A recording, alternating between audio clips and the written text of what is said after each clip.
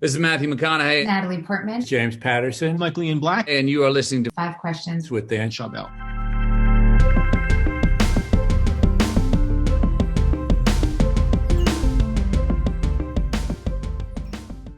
Karamo, welcome to Five Questions. Thank you. Happy to be here. What aspects of your childhood most shaped who you are today? The fact that I'm the son of immigrant parents, it taught me to work hard. It taught me that in life, there'll be people who underestimate you. And it also taught me to lead with love. Yeah, I feel like when you think you're the underdog, you work really, really hard. And if you see your parents who work really hard, you can either work just as hard as them or harder, or there are people who are pretty lazy too. They're like, oh, they put in all the hard work. I'm going to sit back and do pretty much nothing. Yeah. Why do you think that children are having trouble expressing their emotions in a healthy way?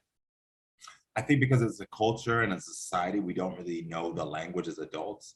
So how can you teach kids how to express themselves when as adults, we are constantly censoring ourselves? Think about it. We walk through life, someone says, how are you doing? The first thing you say is, I'm fine, even if you're not fine. You say, I'm okay. Those are generic responses. And it's because we don't have the language to understand that all of our emotions, whether happy, sad, excited, anxious, curious, these are all emotions that it's okay. And so I wish we spent just as much time teaching people what their emotions mean and having emotional language as we do teaching them about ABC, because that way then we could pass on the language to the next generation so they don't get closed off.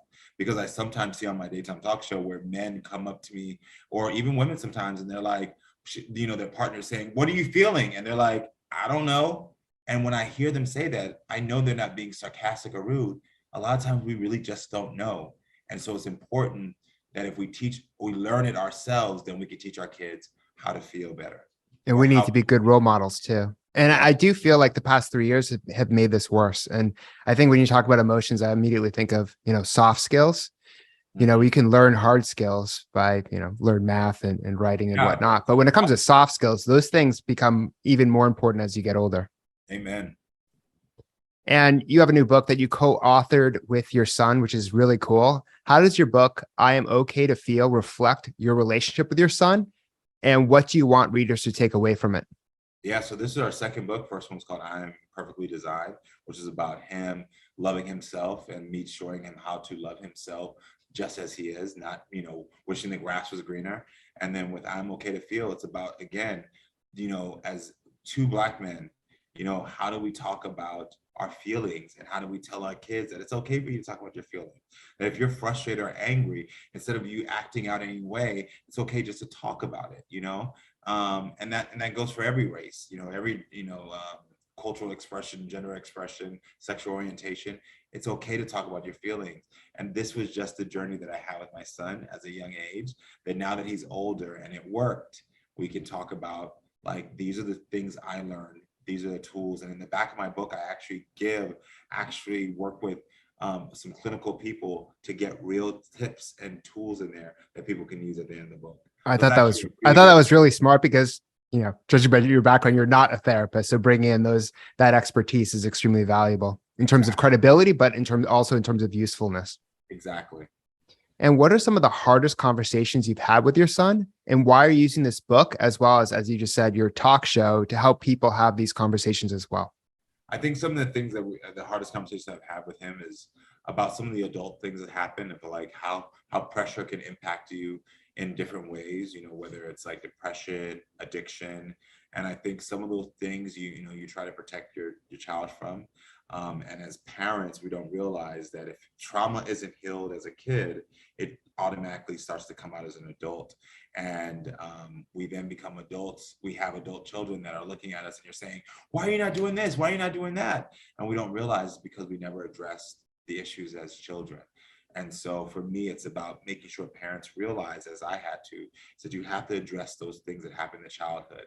But more so than addressing them, you have to listen to your child and let them tell you what they experience without being defensive, so that you can acknowledge what they're going through, and then you can start to heal together. It's so true. And I talked to so many people. I talked to Bobby Burke on this show. I've talked to a lot of your peers, as well as people who are successful in other industries. And a lot of them have that in common too. A lot of them struggled as a kid, and that has affected them as an adult. But a lot of them, such as yourself, have made kind of headway and have kind of become more aware and have passed out that knowledge to their children, which I think is really important. Yeah, man, I appreciate it. And what's your best piece of career advice?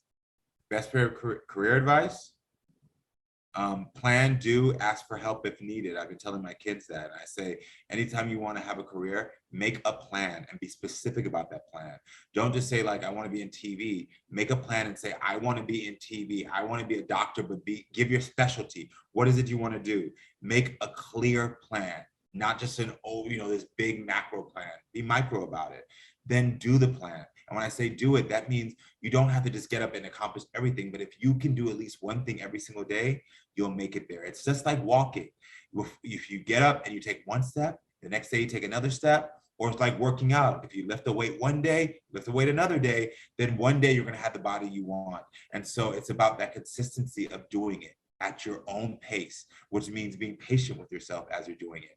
So if you miss a day, it's okay. Be patient with yourself and keep going at your own pace. And then thirdly, it's asking for help, because not one person I know who is successful in any industry has done it on their own. There's always been family members, spouses, friends, people in their field that, have different roles that have all helped them, and so it's okay to ask for help. And just because someone rejects you and may not give you the help doesn't mean that someone else won't step up for you in the way that they need to. And so plan, do, ask for help if needed. And then the last one I really say is finish it. Don't forget that you're going to finish, and keep finishing it, the goal. Like, you're going to get to that finish line, because you can make a plan, you can do it, you can ask for help. But if you don't have it in your mind that I'm going to finish it and say that every single day, then sometimes we get discouraged. And even though you do the plan, you're doing it, you ask for help, you get discouraged and you stop. Keep telling yourself, I will finish this, and it will happen. I agree. And especially because I think things, especially with lofty goals, you're like, oh, that's maybe take me 5 years in advance. So it's hard to see, people feel very accomplished because it takes so long and there's such big goals. But day to day, what's, as you were saying, what's one thing you could do to achieve tomorrow or within a week or within a month or quarter, and then to have some level of achievement so you can kind of push on to get that 5-year goal accomplished. Exactly. Well, that's great advice. And thank you so much for being on the show. Thank you, man. Have a good one.